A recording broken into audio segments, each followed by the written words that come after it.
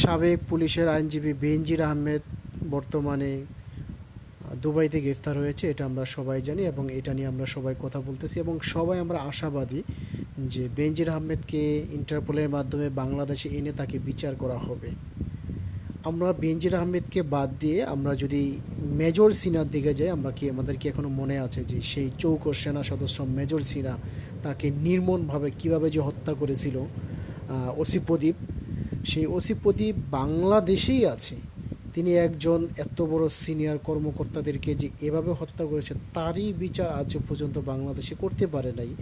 সেই বাংলাদেশে আমরা কিভাবে ভাবি বেনজির আহমেদের মতো একটি লোককে বাংলাদেশে এনে বাংলাদেশের মানুষ বা বাংলাদেশের প্রশাসন বা বাংলাদেশের উচ্চপদস্থ যে লোকগুলি তারা এনে তাদেরকে বিচার করতে পারবে বা তারা কি বিচার করবে, এটা কি আদৌ কি সম্ভব?